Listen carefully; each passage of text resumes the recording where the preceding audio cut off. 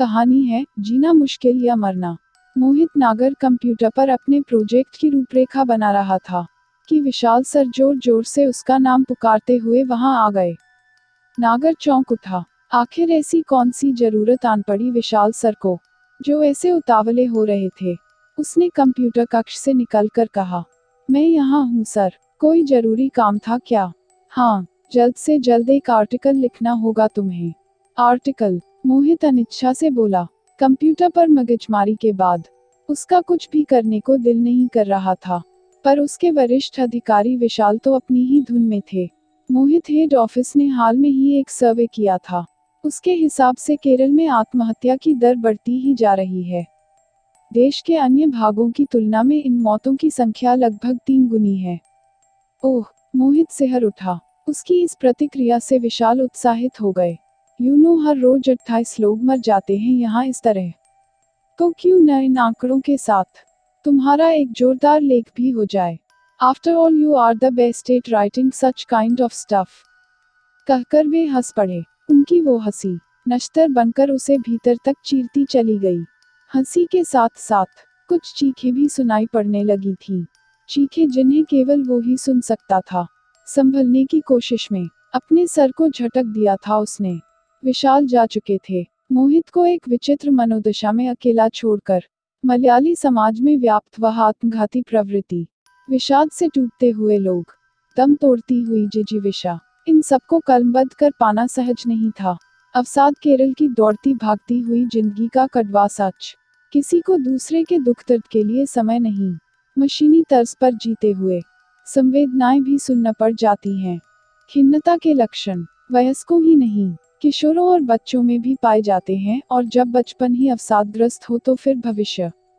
इस विचार के साथ लेख की अच्छी शुरुआत की जा सकती थी, लेकिन यह ख्याल तो बवंडर की शक्ल अख्तियार कर चुका था। अवचेतन में पुनः कोई चीत्कार गूंज उठी। 3 साल के अंशु की चीत्कार, जो चिल्ला चिल्ला कर कह रहा था, अम्मा मुझे यहाँ मत छोड़ो, नहीं रहना मुझे यहाँ, मैं तुम्हारे साथ चलूंगा। माँ का चेहरा पल भर को नर्म पड़ता है, पर पुनः कठोर हो जाता है। अंशु से बोला, ना जिद नहीं करते। फैक्ट्री से लौटते वक्त गुब्बारा लेती आऊंगी तुम्हारे लिए, और फिर वह चोरों की तरह नजर चुराते हुए आगे बढ़ जाती है। शिशुगृह में उसका बेटा अकेला छूट जाता है, रोते बिसूरते और पैर पटकते हुए। नागर ने स्वयं को सहेजा और लिखना शुरू किया। बाजारवाद की माया में पड़कर समाज का निचला तबका हैसियत न होने के बावजूद सुख सुविधा के सामान जुटा लेता है।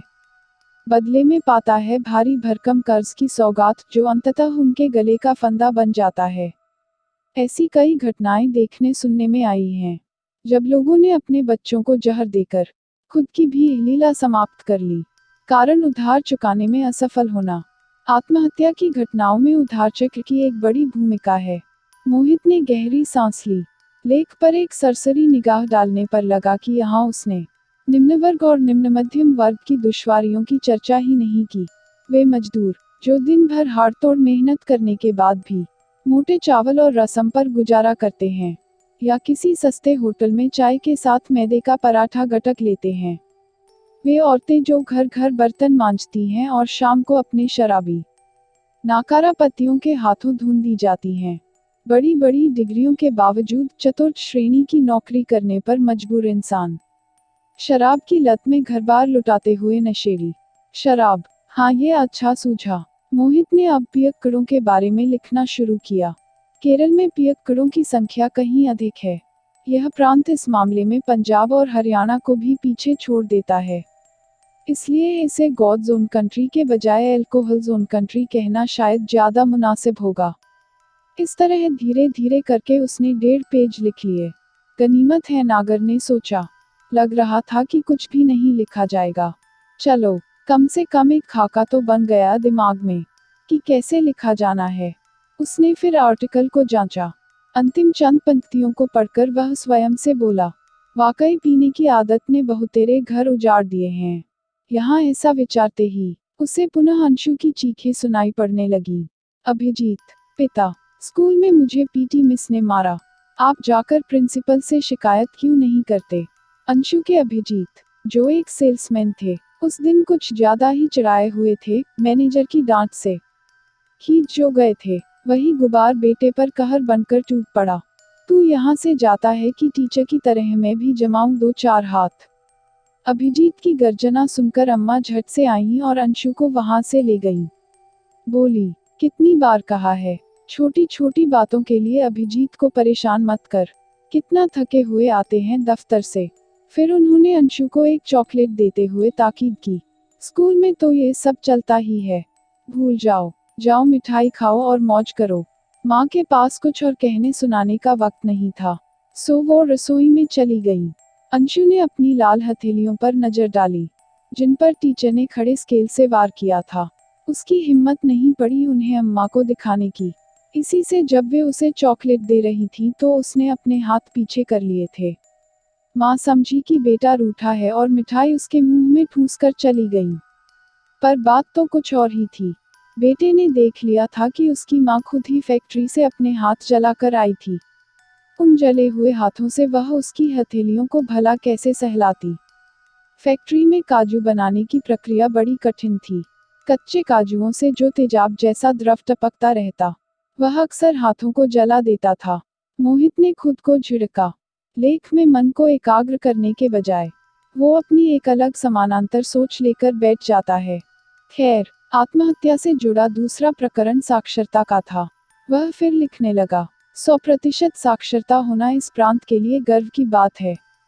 पर विद्यालय महाविद्यालय तो औसत दर्जे के छात्रों को पैदा करने की इंडस्ट्री है, कॉलेज के बाद जिन्हें नौकरी तक के लाले पड़ने लगते हैं।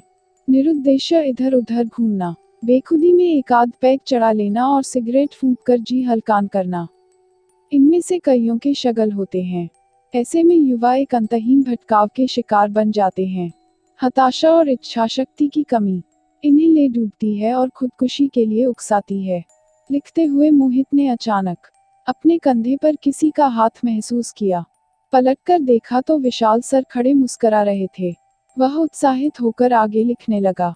साक्षर होना अच्छी बात है, पर यही साक्षरता यहाँ के श्रमिक वर्ग का दुर्गुण बनी हुई है।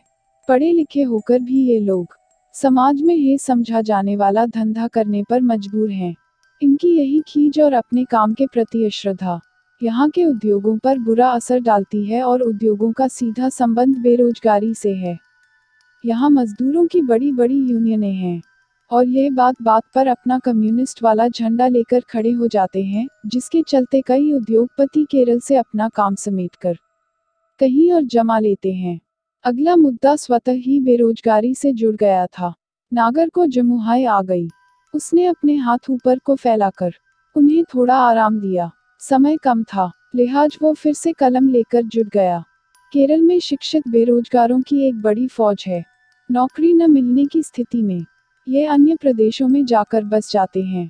आदि आदि बेरोजगारी के कारण आत्महत्या करने वालों की चर्चा के साथ मोहित ने विषय बदल दिया। एकल परिवारों की बढ़ती हुई संख्या भी इस समस्या का कारण है। एकल परिवार में रहने के कारण बच्चों का संपूर्ण विकास नहीं हो पाता। माँ बाप दोनों के काम पर जाने से घर में उन्हें देखने वाला कोई नहीं होता। उचित देखभाल के अभाव में उनमें धैर्य, सहनशीलता जैसे गुणों की कमी होती जाती है। सहसा मोहित को कुछ याद आ गया और उसने अपने कान बंद कर लिए। अंशु की चीख पुनः उसकी चेतना पर दस्तक देने लगी थी। अभिजीत अंशु को डांट रहे थे। किताब फट कैसे गई? मेरे क्लास में वो बालू है ना? अरे वही, जो बार बार मुझसे लड़ाई करता है। उसी ने। ये तेरी ही गलती है। टीचर से क्यों नहीं कहा? खुद अपनी चीजों का ख्याल नहीं रख पाता, बहाने गढ़ता है। मैंने टीचर से कहा, पर वो सुनती कहाँ है। अच्छा जाओ यहाँ से, भेजा मत खाओ। छुट्टी के दिन भी लड़का चैन से नहीं बैठने देता। अभिजीत बड़बड़ाए और अंशु चुपचाप सर झुकाकर वहां से चला गया। यह अंशु की आखिरी चीख थी। उसकी जरा जरा सी शिकायतों को सिरे से नकार दिया जाता। उसने तय किया कि अब वो कभी शिकायत नहीं करेगा। वह अपने में ही गुम रहने लगा और धीरे धीरे अंतर्मुखी बनता गया। मोहित बुदबुदाया। अंशु उर्फ किशन नागर और वो खुद उसका बड़ा भाई, उसका चेटा मोहित नागर। अंशु की हर परेशानी को गहराई से महसूस किया था उसने। उसकी हर पीड़ा को अपने भीतर जिया था। तभी तो रह रहकर उसका आर्तनाद सुन सकता है वो। सबसे ज्यादा उसने ही तो जाना था छोटे भाई का दुख। उसी के साथ बांटता था वह सारे संताप। उनके माँ बाप को बच्चे का दुखड़ा सुनने के लिए न समय था न धैर्य। नून तेल लकड़ी के झमेले में फंस कर रह गए थे दोनों। बचपन से बस चेटा बड़ा भाई ही मिला किशन को साथ चलने के लिए।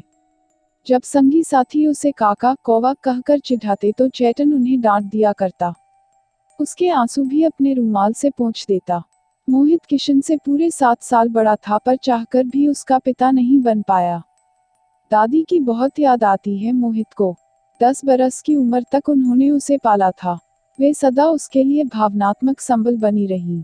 छोटे बच्चे को सहारे की दरकार होती है ताकि जब वो हंसे कोई उसके साथ हंसे, दुखित हो तो उसे दिलासा दे और लटखटाने पर हाथ बढ़ाकर थाम ले। बालमन कोमल होता है और रिश्तों के प्रति संवेदनशील भी। अचम्मा की सलाह पर ही उसके माता पिता ने दूसरे बच्चे को जन्म देने का निश्चय किया। अफसोस अंशु के 3 साल का होते होते वे चल बसी। अगर वे होती तो किशन के जीवन की नींव इतनी खोखली न होती। उनका प्रेम उनकी आस्था उसे भीतर से इतना मजबूत कर देते कि वो कभी टूटता नहीं। अगर मोहित में भी वैसी परिपक्वता होती तो बेशक वह किशन को संभाल लेता, ठीक उनकी ही तरह। पर कैसे? वो तो खुद एक बच्चा था। बड़ों जैसी समझ कहाँ से लाता? अंशु का उसके सहपाठियों से तालमेल न होना, पढ़ाई की दिक्कतें और अध्यापकों का दुर्व्यवहार, कितनी ऐसी समस्याएं जिन्हें कोई बड़ा ही सुलझा सकता था। मोहित ने तय किया कि अब वह कुछ नहीं सोचेगा। अंशु की चीखों को सुनकर भी अनसुना कर देगा। वह ध्यानरत होकर लेख को पूरा करने में लग गया। लेख को आकार देने के बाद उसने आंकड़ों को जांचने के लिए इंटरनेट खोला। इंटरनेट की जानकारी से उसे याद आया कि वह बेरोजगारी वाले मुद्दे पर एक बात लिखना तो भूल ही गया। यह कि कार्यक्षेत्र में महिलाओं की भागीदारी ज्यादा होने से पुरुष वर्ग को सेवा के अवसर कम ही मिल पाते हैं। परंतु इस जानकारी से उसे कुछ और भी याद आ गया। वह था किशन की महिला मित्र राशि का चेहरा। वो अंशु से कह रही थी, किशन मेरे घर वाले तुम्हारी नौकरी लगने का अब और इंतजार नहीं कर सकते। वो मेरी शादी कहीं और तय कर रहे हैं। क्यों? उनके पास तो तुम्हें ब्याहने के लिए दहेज तक नहीं था।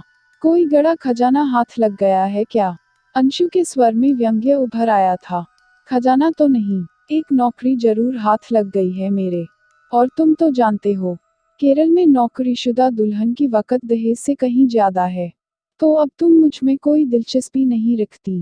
Be practical Kishan. मैं अपने माँ बाप को निराश कैसे करूं? आखिर उन्होंने मुझे जन्म दिया है, मुझे पाला पोसा है। राशि का लहजा आत्मकेंद्रित हो चला था। तुम और तुम्हारे माँ बाप सब मतलबी हैं, मौकापरस्त हैं, खुदगर्ज हैं। किशन फट पड़ा। माइंड योर लैंग्वेज किशन, तुम इस तरह बात कैसे कर सकते हो? आगे से मुझसे बोलने की भी कोशिश मत करना, राशि ने निर्दयता से कहा। फिर चलती बनी और परिणाम, चीखें वापस सुनाई देने लगी थी। पर इस बार वो चीखें अंशु की न होकर अम्मा की थी। अम्मा पछाड़े खा खाकर अंशु की निस्पंद देह पर गिर रही थी। संपूर्ण परिदृश्य ही बदल गया था। पहले तो किशन बिलखता था अम्मा के लिए, लेकिन आज सब उलट पुलट हो गया था। आज अम्मा बिलख रही थी अंशु के लिए, और वो पाषाण हो गया था। अम्मा की तरह मोहित सर पकड़कर बैठ गया। नहीं, अब वह कुछ और नहीं लिख सकेगा। अगर आपको कहानी पसंद आए तो लाइक और शेयर कीजिए और चैनल को सब्सक्राइब करना मत भूलिए।